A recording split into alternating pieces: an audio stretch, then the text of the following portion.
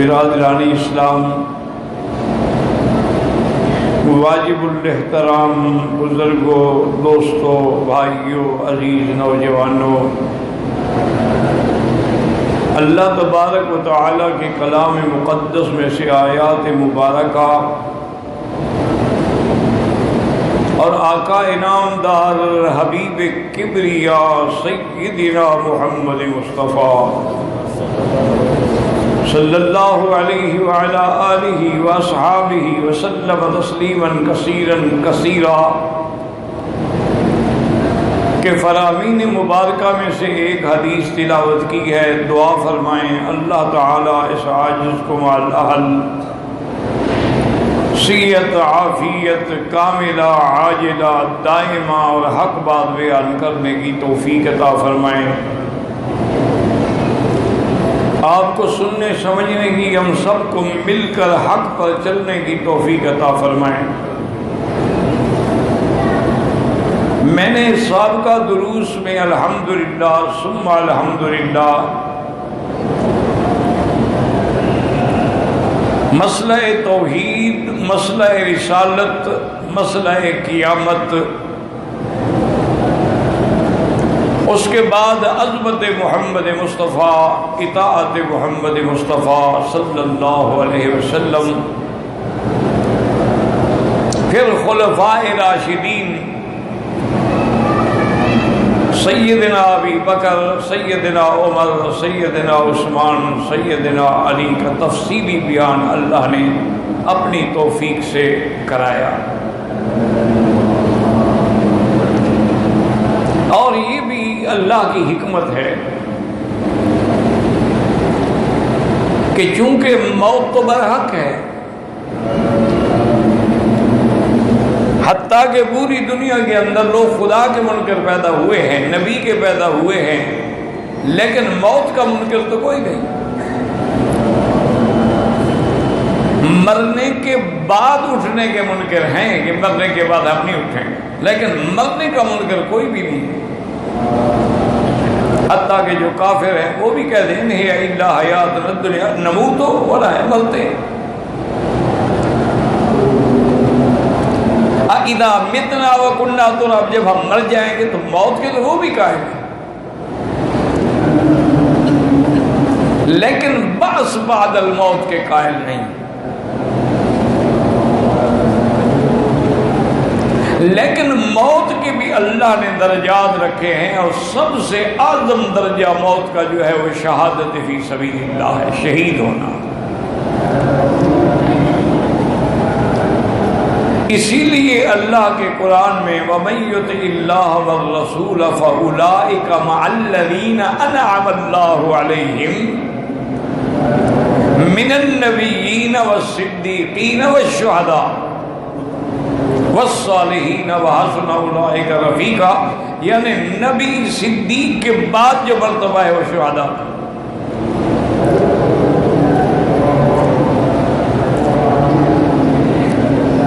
اور اسی طرح روایات میں آتا ہے کہ حضور نے فرمایا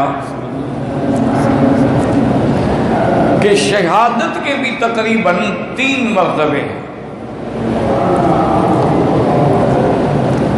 ایک تو یہ ہے کہ ایک آدمی مجاہدین کے ساتھ جاتا ہے، لیکن اس کی نیت نہ قتال ہے نہ موت شہادت ہے، بس مسلمانوں کی تعداد بڑھا رہا ہے،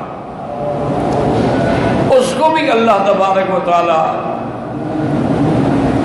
شہادت کا درجہ دیں گے کہ چلو ان کے ساتھ شامل تو تھا نا۔ اور دوسرا درجہ یہ ہے کہ ایک آدمی قتال کے لیے جاتا ہے، وہ کہتا ہے کہ میں قتال تو کروں گا لیکن خود قتل نہ ہوں، اس کو بھی اللہ شہید کا درجہ دیتے ہیں۔ اور سب سے بڑا درجہ اس کا ہے کہ جو آدمی اللہ کے راستے میں جائے اور کہے کہ نہیں میں نے قتال بھی کرنا ہے، قتل بھی کرنا ہے اور خود بھی قتل ہونا، تو تو اس کا درجہ اتنا بڑا ہوگا کہ قیامت والے دن جب ساری دنیا کھڑی ہوگی تو وہ تلوار کندھے پہ رکھے ہوئے آئے گا اور کہے مجھے راستہ دے دو، اور وہ اللہ کے عرش کے نیچے علی منابر من نور، نور کے ممبروں پہ ان کو بٹھایا جائے گا۔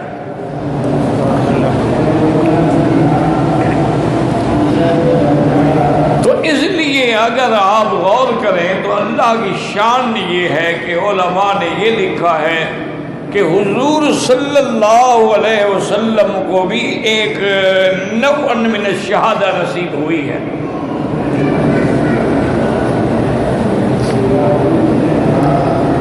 کہ جب حضور صلی اللہ علیہ وسلم کی وفات کا وقت قریب آیا تو آپ نے فرمایا کہ عائشہ ھذا وقت انقطاع ابہری من سم الذی اکلت بخیبر، وہ جو مجھے خیبر میں زہر دی گئی تھی اس کی وجہ سے آج میری آنتیں مبارک کٹ رہی ہیں۔ تو لہذا ایک شہادت کا انداز یہ بھی ہے کہ اگر زہر سے مرے تو شہید ہوتا ہے۔ اور بعض علماء نے یہ بھی لکھا ہے کہ حضرت ابو بکر کو بھی سامنے ڈس لیا تھا، حضور کے لعاب لگانے سے ٹھیک تو ہو گئے لیکن وہ زہر کا اثر رہا موت کے وقت، تو ان کو بھی اللہ نے ایک شہادت نصیب فرمائی۔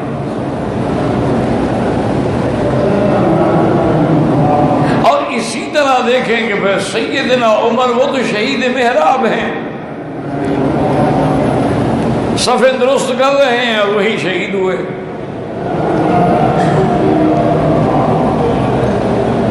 اور سیدنا عثمان جو ہیں وہ تو شہید علی المصحف ہیں کہ قرآن پڑھ رہے ہیں اور آپ کا خون قرآن پہ گرا۔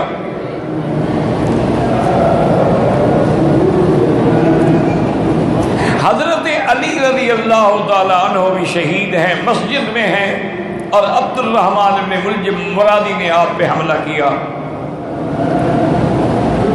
تو وہ بھی شہید ہیں۔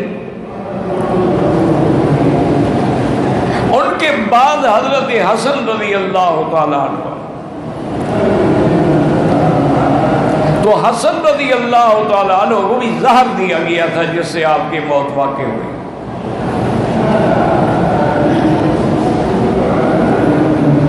اور حضرت حسن رضی اللہ تعالیٰ عنہ نے حضور صلی اللہ علیہ وسلم کی پیشین گوئی کے مطابق کہ ان ابنی ھذا سید لعل اللہ ان یصلح بہ بین فئتین عظیمتین من المسلمین، کہ میرا بیٹا سردار ہے، اس کے ذریعے اللہ دو بڑی جماعتوں، مسلمانوں کی بڑی جماعتوں کے اندر صلح کروائیں گے۔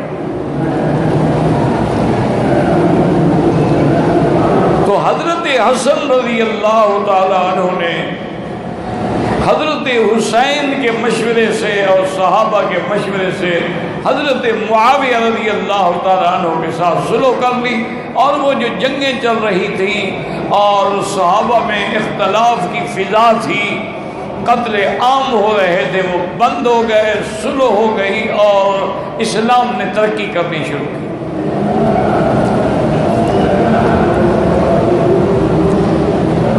حضرت معاویہ رضی اللہ تعالی عنہ یہ ابو سفیان کے بیٹے ہیں، ان کے والد کا نام صخر تھا، ابو سفیان کنیت تھی۔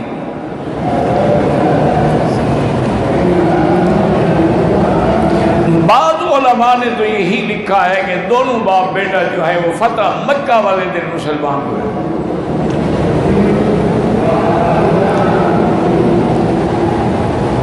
لیکن محققین یہ کہتے ہیں کہ نہیں، حضرت معاویہ فتح مکہ سے پہلے اسلام لے آئے،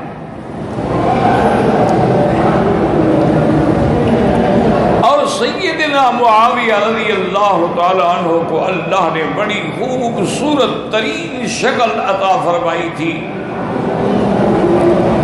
اور آپ کو اللہ نے علم اور حلم سے مزین فرمایا تھا،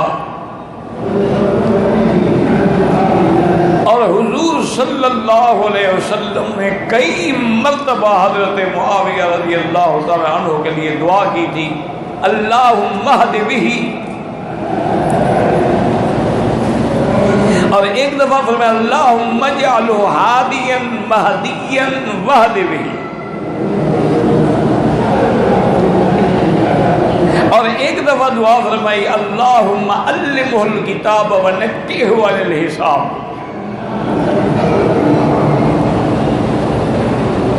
حضرت معاویہ رضی اللہ تعالی عنہ کاتب الوحی تھے، صحابی جلیل تھے، اور حضور صلی اللہ علیہ وسلم کی زوجہ مطہرہ ام حبیبہ کے بھائی تھے۔ یہ تو روافض اور خوارج نے فتنے پیدا کیے کہ جنگ جبل آئی، پھر جنگ صفین آئی،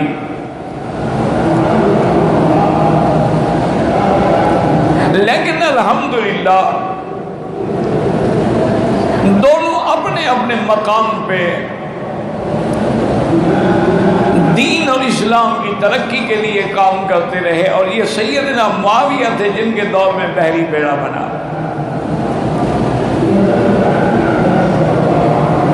اور یہ سیدنا معاویہ تھے جن کے دور میں بحری بیڑے پر کفار سے جنگ لڑی گئی، اور ایک جنگ کی قیادت ان کے بھائی یزید ابن سفیان نے کی۔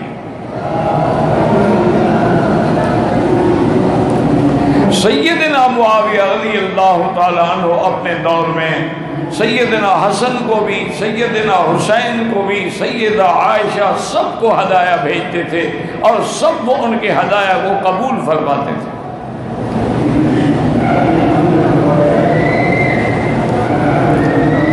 اب سیدنا معاویہ رضی اللہ تعالی عنہ نے ایک دن صحابہ کو بلایا، ارباب حل و عقد کو بلایا، اور ان سے مشورہ کیا کہ بھی اب میری عمر زیادہ ہو گئی ہے،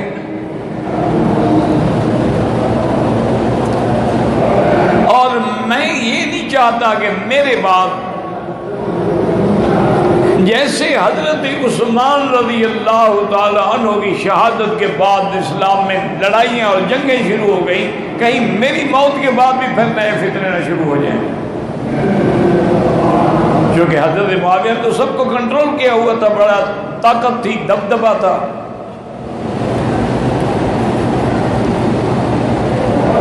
انہوں نے کہا کہ میری رائے یہ ہے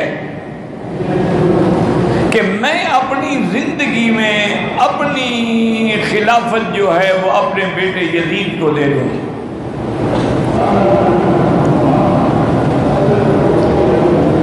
اور ساتھ میں وہ ان کی مشہور دعا بھی ہے کہ جب وہ یہ بات فرما رہے تھے تو دعا بھی کر رہے تھے کہ یا اللہ اگر میرا یہ فیصلہ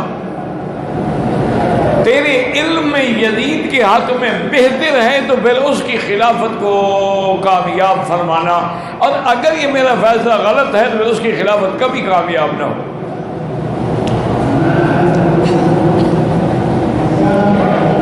یہ تو اصل مشکلات یہ ہیں کہ تاریخ لکھنے والوں نے بڑے تعصب سے کام لیا ہے،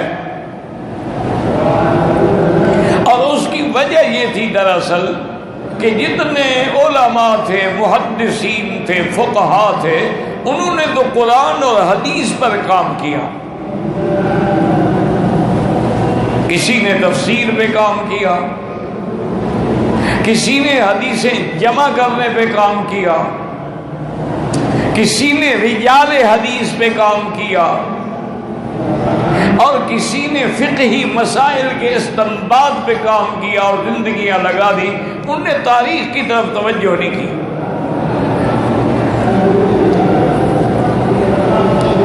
اور بدقسمتی سے تاریخ لکھنے کا قصہ جو ہے وہ سارا شیعہ کے ہاتھ میں آیا۔ پھر انہوں نے اپنے منشے سے، اپنی مرضی سے تمام رطب و یابس جو تھے وہ جمع کر دیے کتابوں میں۔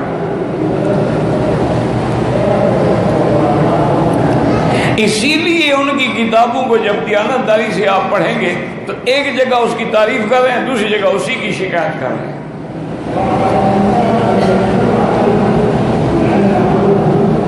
ورنہ جس وقت یزید کی ولی عہدی کا فیصلہ حضرت معاویہ فرما رہے تھے اس وقت صحابہ بھی موجود تھے حضور کے.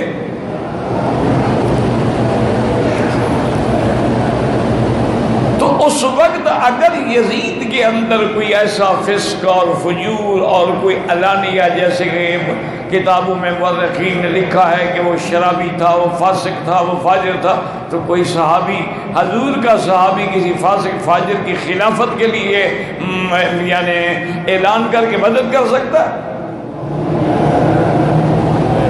جن کا کردار یہ تھا، جنہوں نے حضرت عمر نے جب پوچھا تھا کہ اگر میں شریعت کے خلاف ہے، انہوں نے کہا اگر آپ شریعت کے خلاف فیصلہ کریں گے تمہاری تلوار سے تمہاری گردن کاٹ ڈالیں گے. جو حضرت عمر جیسا آدمی جس کے جلال سے بادشاہ کانپتے تھے، منبر پہ کھڑے خطبہ دے رہے ہیں اور ایک صحابی کھڑے ہوئے، انہوں نے کہا کہ لا نسمع، ہم آپ کا خطبہ نہیں سنتے، خطبہ بند کریں. آپ نے فرمایا کیوں؟ انہوں نے کہا آپ نے جو کپڑے تقسیم کیے ہیں اس کپڑے سے ہمارا قمیص تو پورا نہیں بنتا، آپ کا قمیص کیسے بن گیا؟ اس کا مطلب ہے آپ نے زیادہ کپڑا لیا ہے. تو آپ نے اپنے بیٹے سے فرمایا کھڑے ہو کے بتلاؤ، تو بیٹے نے کہا کہ میں نے اپنا حصہ اپنے ابا کو دیا ہے. انہوں نے کہا اچھا اب آپ کہیں. پھر جو لوگ حضرت عمر کو ٹوک سکتے ہیں،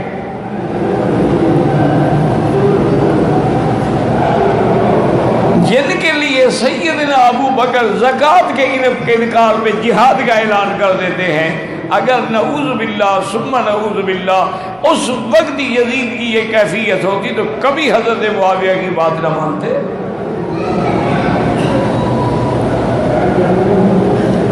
بعض علماء نے یہ لکھا ہے کہ اس وقت وہ ٹھیک تھا، لیکن بعد میں جب اقتدار ملا ہے تو پھر اقتدار کے نشے نے اس کو خراب کر دیا.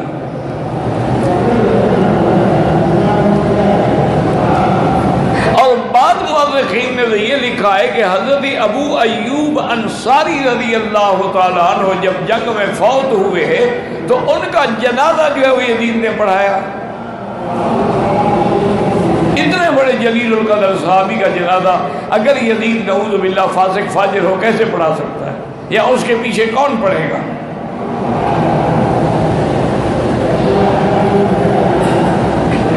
اس پر سب سے زیادہ بہتر جو مسئلہ ہے نا وہ امام ابو حنیفہ رحمۃ اللہ علیہ کا ہے. وہ فرماتے ہیں کہ اس پر علماء کو اور اہل سنت والجماعت کو چاہیے توقف فی یزید کے بارے میں توقف کریں، کوئی بات نہ کہیں، نہ اس کو اچھا کہیں نہ اس کو برا کہیں، نہ یزید پلید کے نعرے لگائیں اور نہ رضی اللہ عنہ کہیں. جیسا کہ عبداللہ ابن المبارک امیر المؤمنین فی الحدیث جو ہیں، ان سے ایک آدمی نے آ کے ایک عجیب سوال کیا، یعنی اس نے تابعین میں سے صف اول کے آدمی کا نام لیا. اس نے کہا کہ حضرت عمر ابن عبدالعزیز اور حضرت معاویہ رضی اللہ عنہ کے درمیان کیا فرق ہے؟ یعنی صحابہ کی خلفاء کی آخری صف کا آدمی حضرت معاویہ ہے اور عمر ابن عبدالعزیز تابعین کی اول صف کا آدمی ہے جس کو ثانی عمر کہا گیا.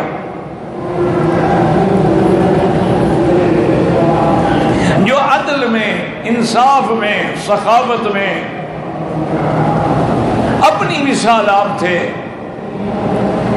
لیکن عبداللہ ابن المبارک نے کیا جواب دیا؟ انہوں نے فرمایا اللہ کے بندے کیا پوچھ رہے ہو؟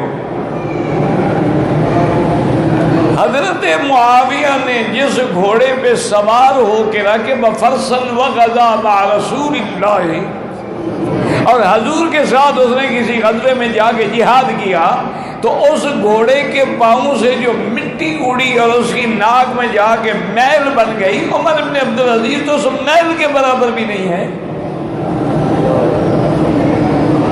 اس لیے کہ وہ تابعی ہے اور معاویہ صحابی ہے. صحابی کا کون مقابلہ کر سکتا ہے؟ تو اس لیے علماء نے کہا کہ بھائی یزید صحابی تو نہیں تھا، لیکن تابعی ہونے میں تو کوئی شک نہیں ہے کہ وہ صحابی کا بیٹا ہے. اور حضور نے تابعین کے دور کو بھی خیر کا دور فرمایا ہے کہ خیر القرون قرنی ثم الذین یلونہم ثم الذین یلونہم، سب سے بہتر میرا زمانہ، میرے بعد صحابہ، اس کے بعد تابعین. تو تابعین میں سے ہے. میرے کہنے کا اور اس تفصیل اور تمہید کا مقصد یہ تھا کہ بغض یزید میں آ کر کبھی حضرت معاویہ کو برا نہ کہا کرو، کہ حضرت معاویہ صحابی ہے اور صحابہ کے بارے میں اللہ فیصلہ فرما چکے ہیں رضی اللہ عنہم ورضوا عنہ. صحابہ کے بارے میں اللہ فیصلہ فرما چکے ہیں کہ اولئک هم المؤمنون حقا. صحابہ کے بارے میں اللہ فیصلہ فرما چکے ہیں کہ لقد رضی اللہ عن المؤمنین. صحابہ کے بارے میں اللہ فیصلہ فرما چکے ہیں کہ اذا قیل لهم آمنوا کما آمن الناس. صحابہ ایمان کا ماڈل ہے.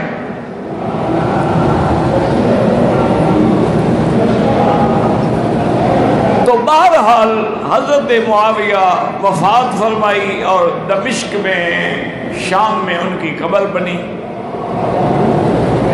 اس کے بعد یزید ان کے تخت پہ بیٹھا اور اس دور میں اس علاقے میں جتنے لوگ تھے ان سب نے یزید کی بیعت کی اور کسی نے اعتراض نہیں کیا. صرف ارباب حل و عقد جو تھے نا، اہل مدینہ اور اہل مکہ، ان نے بیعت نہیں کی.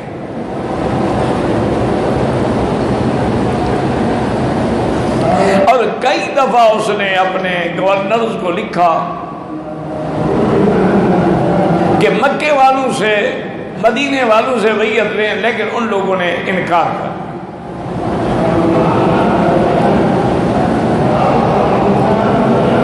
اسی دور میں کہتے ہیں کہ اب اس کو چونکہ اقتدار مل گیا تھا تو اس کے گورنر جو تھے وہ حد سے بڑھ گئے تھے ظلم میں.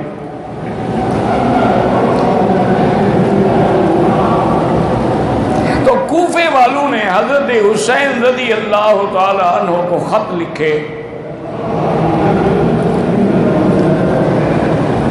کہ آپ اہل بیت کے سردار ہیں اور آپ سبط من الاسباط ہیں، آپ حضور صلی اللہ علیہ وسلم کے لاڈلے شہزادے ہیں، آپ سیدہ شباب اہل الجنہ ہیں. آپ کے ہوتے ہوئے یزید کو کوئی حق نہیں پہنچتا کہ وہ تخت خلافت پہ بیٹھے. آپ تشریف لے آئیں اور ہم سب آپ کی بیعت کریں گے.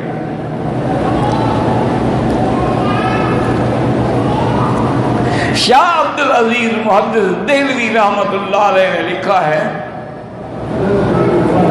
کہ 12,000 خطوط انہوں نے بھیجے. حضرت حسین خط پڑھتے، سوچتے جاؤں نہ جاؤں، کیا کروں.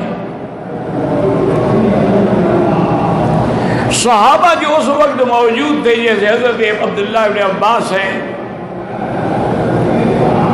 ان سے مشورہ کیا. انہوں نے کہا حضرت آپ نہ جائیں. یہ کوفے والے لوگ جو ہیں ان کی تاریخ کے اندر وفا نہیں ہے. ہمارا مشورہ یہ ہے کہ آپ مدینے میں ہیں، وہ ٹھیک ہے پریشر ڈال رہا ہے بیعت کے لیے، لیکن یہاں آپ کا کچھ نہیں بگاڑ سکتا.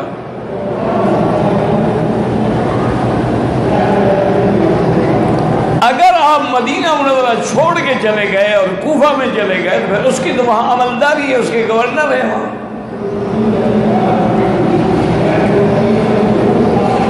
حضرت حسین رضی اللہ تعالیٰ عنہ بار بار کہیں کہ بھئی اگر قیامت میں اللہ نے سوال کیا کہ آپ کو لوگ بلا رہے تھے بیعت کے لیے، تو آپ نے اس وقت حق کا ساتھ کیوں نہیں دیا؟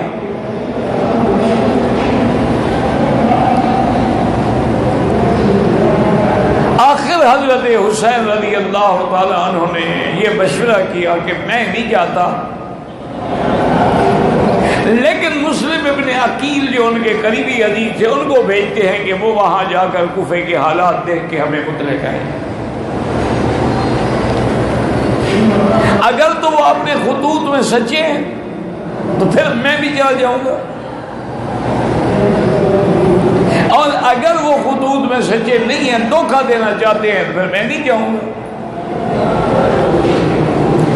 سب نے اسی بات کو قبول کیا، اور مسلم ابن عقیل جو ہے وہ کوفے کے لیے تیار ہوئے۔ ان کے دو چھوٹے بچے تھے، وہ بھی ضد کر گئے کہ ہم بھی اپنے بابا کے ساتھ جائیں۔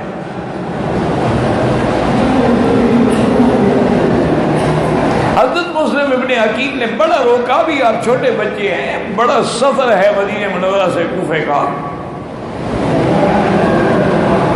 لیکن بچوں کی ضد ہوتی ہے، محبت ہوتی ہے، ان کا نہیں ہم تو جائیں گے۔ تو حضرت مسلم ابن عقیل رحمت اللہ علیہ اپنے دو بچوں کو لے کے کوفے کی طرف چل پڑے، اور کوفہ والوں کو جب پتہ لگا حضرت مسلم ابن عقیل کی آمد کا، تو سارا کوفہ جو تھا استقبال کے لیے امٹ پڑا۔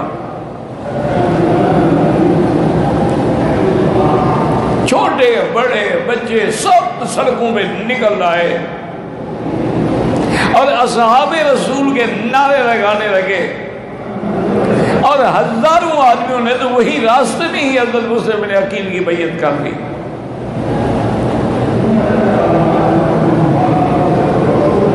اب پورے کوفے میں اور ان کے مساجد میں حضرت مسلم ابن عقیل اور اہل بیت رسول کا تذکرہ ہونے لگا، تو حضرت مسلم ابن عقیل نے حضرت حسین کو خط لکھا اور ایک تیز سوار گھوڑے پہ ایک قاصد بھیجا کہ جو لکھا تھا ان نے وہ sچے ہیں، اور ہزاروں بندوں نے میری بیعت کر دی ہے، اور سب آپ کا انتظار کر رہے ہیں۔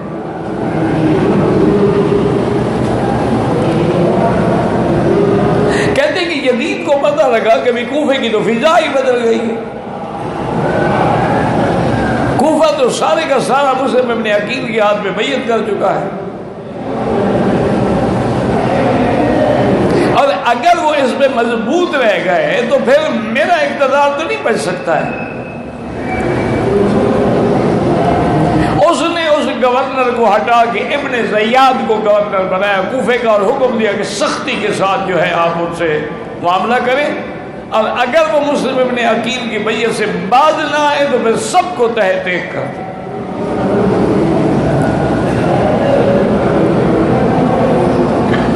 ابن زیاد چونکہ تاریخ میں ایک بہت ظالم قسم کا گورنر تھا، اس نے آتے ہوئے ایسی فضا پیدا کی، اسے تقریر کی کھڑے ہو کے کہ کوفے والوں سن لو، اگر تم نے یزید کی بیعت سے ہاتھ کھولا ہے، توڑا ہے، تو یہ نقض بیعت جو ہے یہ غداری ہے، اور اس کی سزا موت ہے۔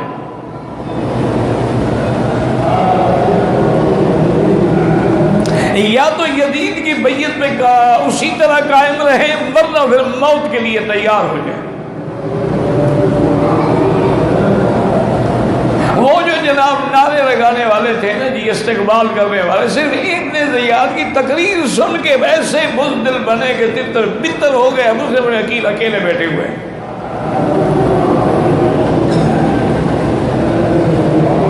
اور سارے کوفے میں مسلم ابن عقیل کو اب پناہ دینے والا کوئی نہیں، گھر میں بٹھانے والا کوئی نہیں، بس ہانی ابن عروہ ایک آدمی تھا جو اپنے گھر لے گیا۔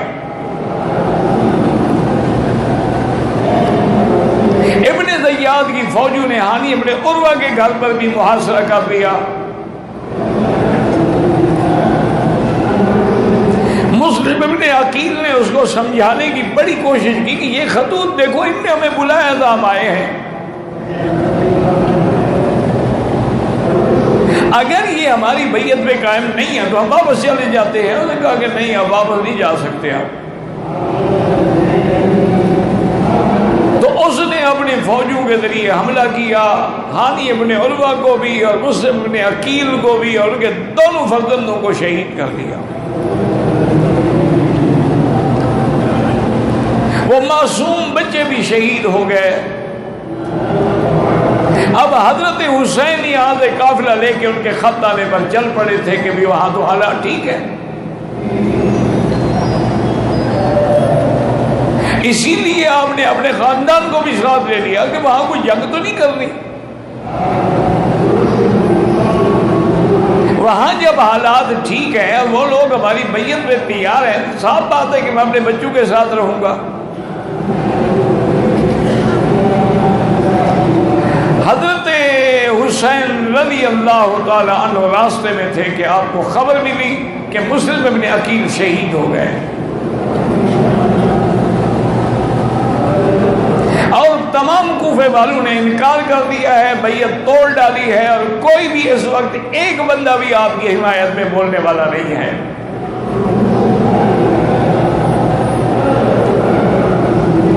حضرت حسین رضی اللہ تعالی عنہ نے رات کو اپنے ساتھیوں کو جمع کیا اور فرمایا کہ بھائی بات یہ ہے دراصل کہ مسلم ابن عقیل شہید ہو گئے،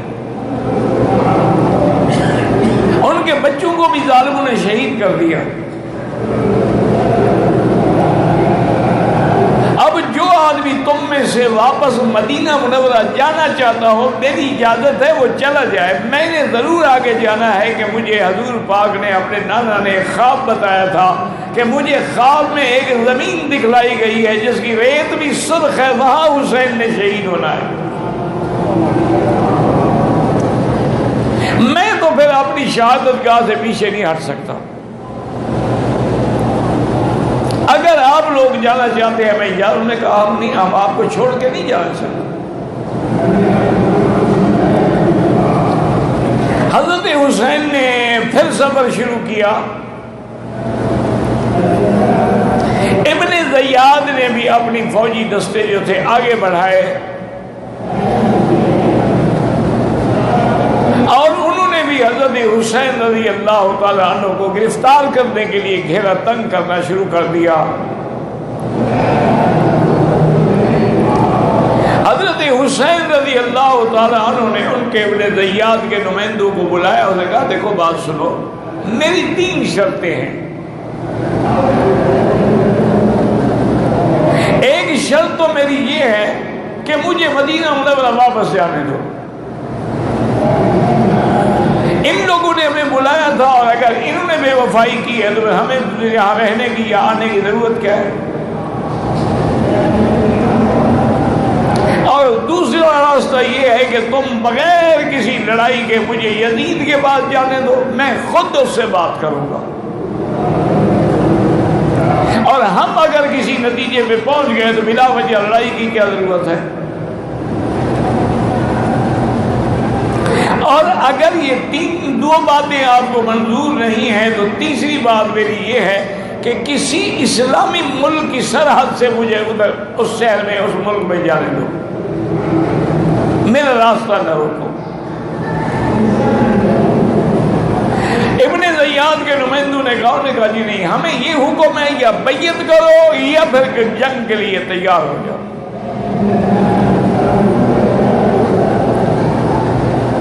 حضرت حسین نے فرمایا کہ میں کیسے مسلم ابن عقیل کے قاتلوں کے ہاتھ میں کیسے بیعت کر سکتا ہوں؟ اب تو تمہارا ظلم جو ہے وہ واضح ہو چکا ہے۔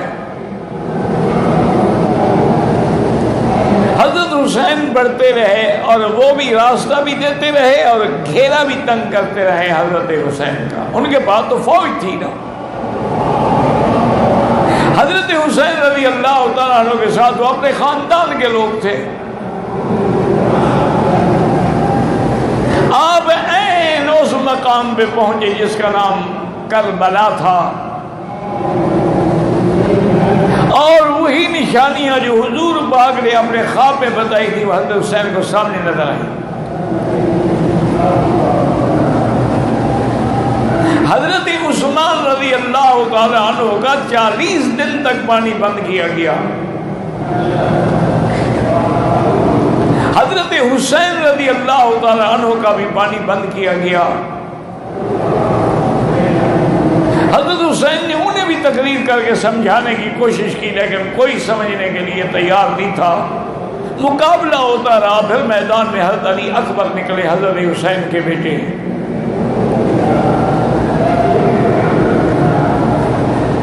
وہ اہل بیت کے شہزادے تھے اور بہادر تھے. انہوں نے ماشاءاللہ اپنی ہمت سے اور شجاعت سے، لیکن پیاسے ہیں. دشمنوں کی صفیں اڑت ڈالی، لیکن آخر میں حضرت علی اکبر بھی شہید ہوئے. سیدنا حسین رضی اللہ تعالیٰ عنہ اپنے ہاتھوں سے اپنے بیٹے کی لاش اٹھا کے گھر لائے. خیموں میں لے آئے. گھر کہاں تھے؟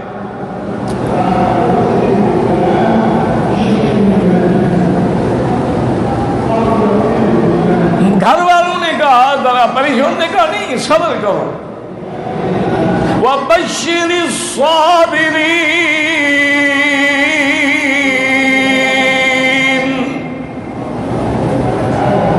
الَّذِينَ إِذَا أَصَابَتْهُم مُّصِيبَةٌ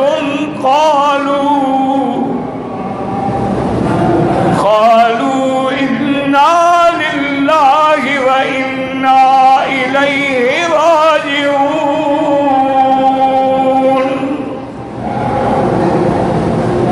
أولئك عليهم صلوات من ربهم ورحمة وأولئك هم المهتدون. حسین نے کہا تم اہل بیت رسول ہو، صبر کرو. ہمیں صبر کا حکم دیا گیا ہے. ہمیں فریاد کرنے کا، واویلا کرنے سے آقا نے منع فرمایا ہے. حضرت علی اصغر پیاس سے تڑپ رہے تھے تو آپ کی بیٹی نے دیا. انہوں نے کہا یہ چھوٹا بچہ ہے، اس کا کون ظالموں سے کہو شاید اس پہ رحم کر کے پانی دے دیں. حضرت حسین حضرت علی اصغر کو اپنے ہاتھوں پہ لے کے آئے. کہا ظالمو، اس معصوم بچے نے کہا کہ مجھ سے کوئی جنگ کی ہے، اس کو پانی دے دو. لیکن ایک شکی نے وہاں سے تیر مارا جس سے حضرت علی اصغر بھی آپ کے ہاتھوں میں شہید ہو گئے.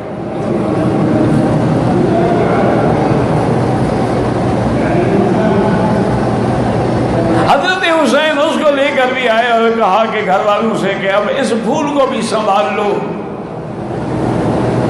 اللہ نے اس کے مقدر میں بھی معصومیت بھی لکھی تھی اور شہادت بھی لکھی تھی.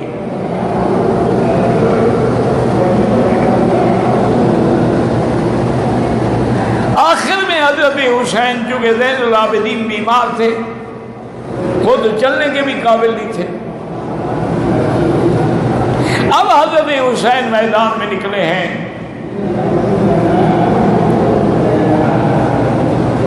اور میدان میں آنے کے بعد انہوں نے کہا کہ ظالموں سے اتنی تم صبر کر لو کہ میں 2 رکعت نماز ادا کر لوں.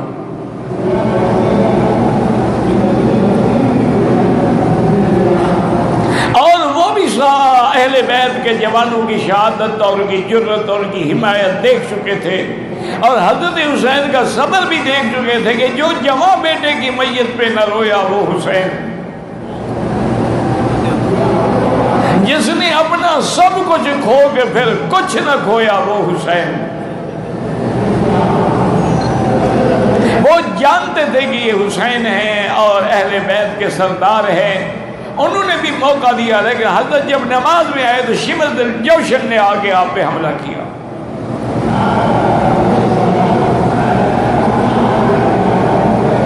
اور اللہ کے اس جوان نے اسی نماز کی حالت میں سبحان ربی الاعلیٰ. اب آپ دیکھیں کوئی محراب میں شہید ہو رہا ہے، کوئی سجدے میں شہید ہو رہا ہے. اللہ نے ان کا مقام جو یہی لکھا تھا کہ کٹا کر گردنیں دکھلا گئے ہیں کربلا والے، کسی باطل کے آگے کبھی جھک نہیں سکتے خدا والے. اور انہوں نے یہ فیصلہ کر دیا کہ آدمی جان دے سکتا ہے، قربانیاں دے سکتا ہے، لیکن باطل کے ہاتھ پہ ہاتھ دے کے بیعت نہیں کر سکتا ہے۔ اسی لیے کسی نے کہا تھا کہ حقا کے بنا لا الہ تو حسین، کہ توحید کو زندہ کر دیا حسین نے، کہ ہم اللہ کے نام پہ مرنے والے ہیں، کسی باطل کے آگے جھکنے والے نہیں ہیں۔ حضرت حسین رضی اللہ تعالیٰ عنہ بھی شہید ہوئے، اور تمام اہل بیت جو اس وقت ان کے ساتھ تھے ان کے آنکھوں میں آنسو تھے، اور اللہ تعالیٰ کے حکم کے مطابق انا للہ و انا الیہ راجعون کی ورد تھا اور صبر تھا، اور اس کے بعد پھر ان کو حضرت حسین رضی اللہ تعالیٰ عنہ کے سر کو بھی دربار یزید میں پیش کیا گیا۔ تو اس لیے یہ مقام جو ہے، میں نے آپ کو عرض کیا نا کہ حضور پاک سے لے کر آخری حضرت حسین ہے، سب کو اللہ نے شہادت نصیب کی، اور ساتھ یہ بھی فرما دیا کہ جو شہید ہوتے ہیں ان کو مردہ نہ کہا کرو، بل احیاء، یہ تو زندہ ہے، لیکن ان کی زندگی کو تم سمجھ نہیں سکتے ہو۔ اور دوسری جگہ فرمایا احیاء عند ربہم یرزقون، یہ زندہ بھی ہے اور اپنے رب کے پاس ان کو رزق بھی دیا جاتا ہے۔ تو آج بھی اسلام کے اندر حضرت حسین کی قربانی جو ہے وہ آج بھی زندہ ہے۔ اسی لیے کہتے ہیں کہ نہ یزید کا وہ ستم رہا، نہ زیاد کا وہ ظلم رہا، جو رہا تو نام حسین کا، جسے زندہ رکھتی ہے کربلا۔ رضی اللہ عنہم ورضوا عنہ۔ اللہ تبارک و تعالی قیامت میں ہمارا حشر جو ہے وہ اصحاب اور اہل بیت رسول کے ساتھ کریں، اور خاتمہ ایمان پہ فرمائیں، اور دنیا میں اللہ تعالی عزت و عفت و عافیت نصیب فرمائیں۔ وما علینا الا البلاغ۔